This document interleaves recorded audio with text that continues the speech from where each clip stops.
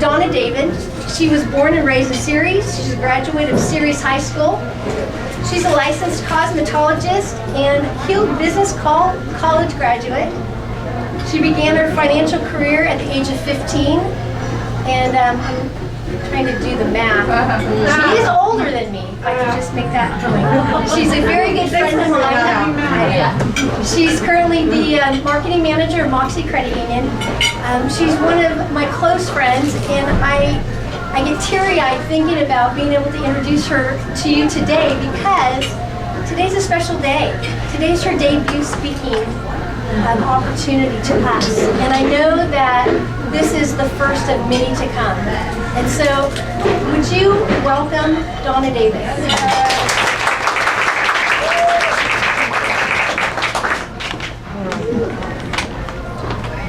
Thank you, Sandy, my dear friend. I hope you all can hear me okay at the end down there. There's a few things I'd like to tell you about myself. So hello to all of you. I'm excited to be here. I'm a little nervous. So first time I have put the presentation together, and I really do hope that you all benefit from it.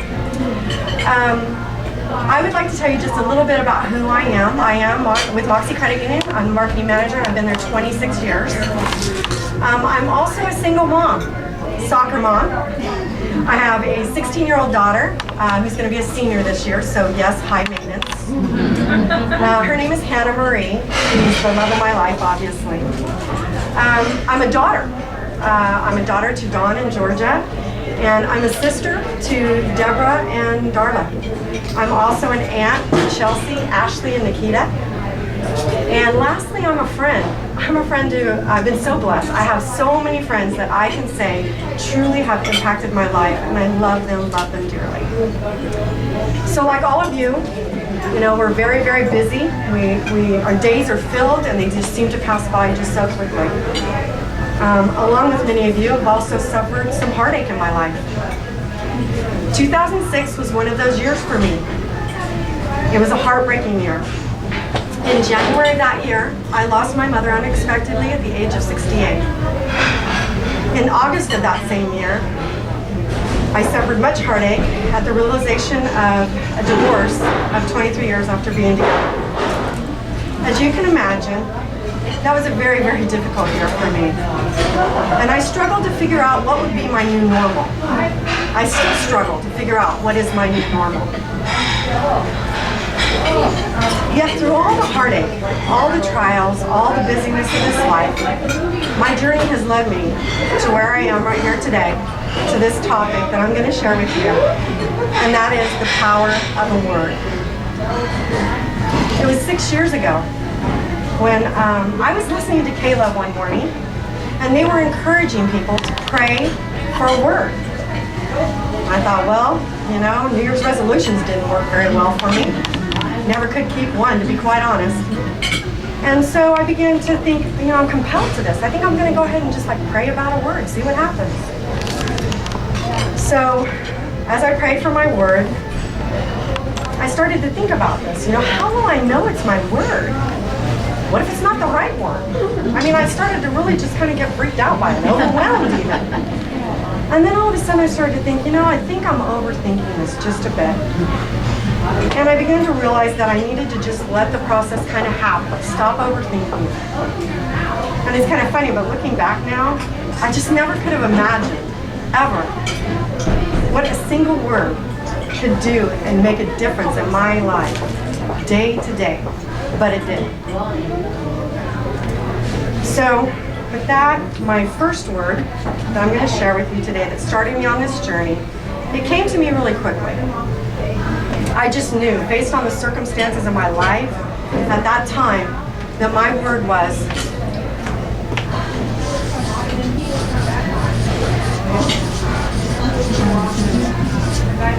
surrender. That word impacted me. It came right to me. And I knew I needed to let go. I needed to let go of everything, all the garbage in my life. I needed to just let go of the past, the present, just where I was just surrender it. So for that year, I learned to surrender. And I learned that I would gain a deeper understanding and a true meaning of what that word surrender would mean. So the next year, the next word that I received was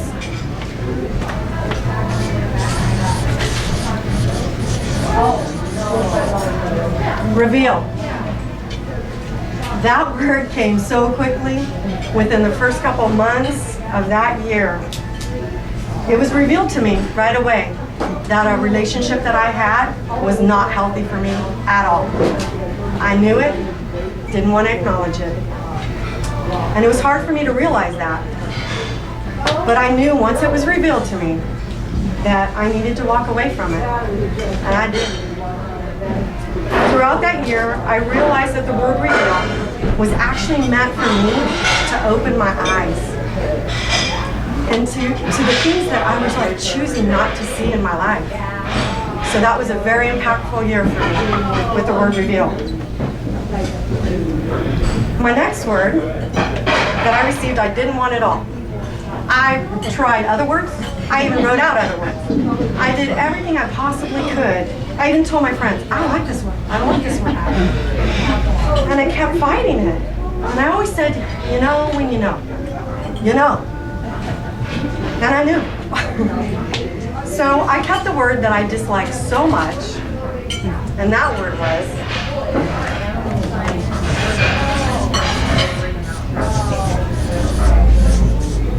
content.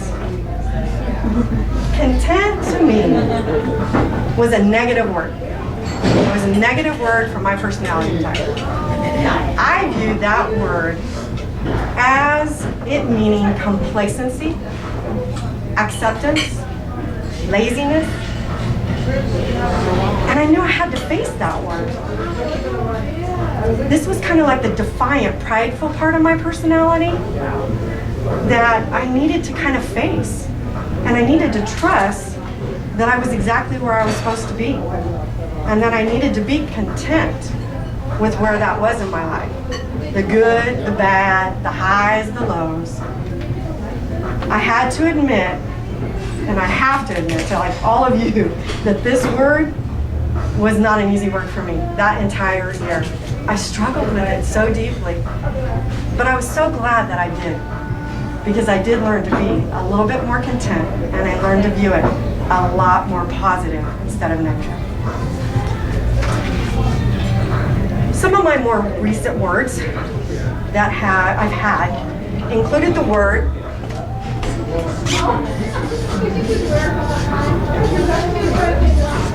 believe.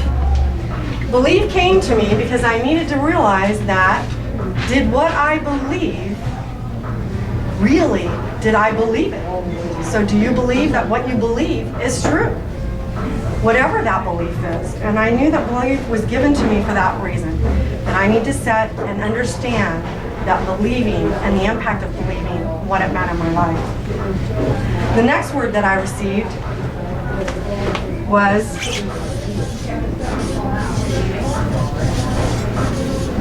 broken. Broken came to me listening to Caleb to a song, and the lyrics that were in that song said, "Make me broken." I love that song. It kept playing over and over and over in my head, and I just knew for some reason that I guess my word was supposed to be broken that year. And I realized that making me broken, it spoke to me that I wanted to be broken so that God was my one true desire, and He was my one true love. So that leads me to my word for this year. And my word for this year is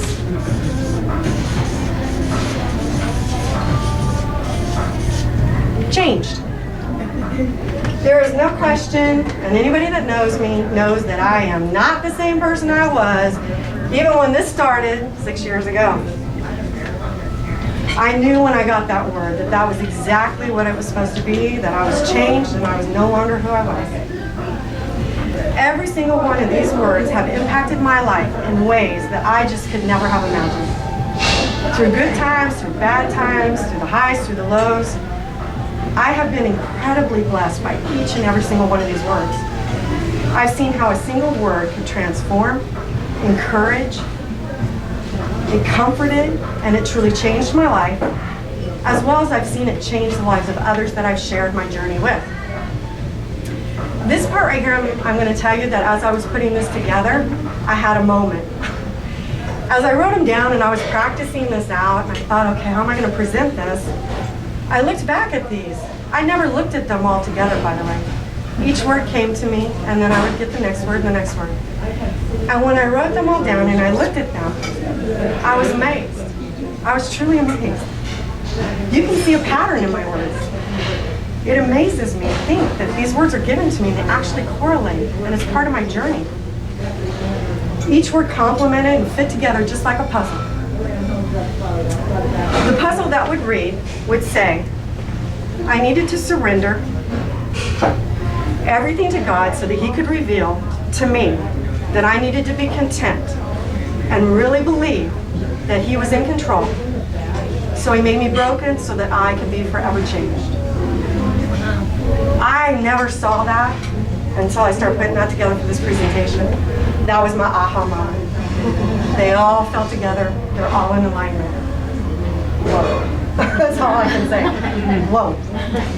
So you may be asking yourselves, well, how do I, get a word? How do I find a word?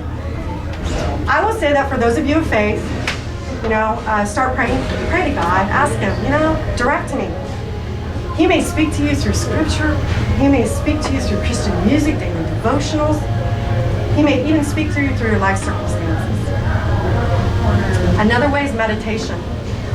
I have found that also just being alone in silence, being still, just totally alone, quiet with just your thoughts, can be such a powerful way to get your word. The last way I have found is that when I got out with nature, I saw creation, and I would just be out there in fresh air.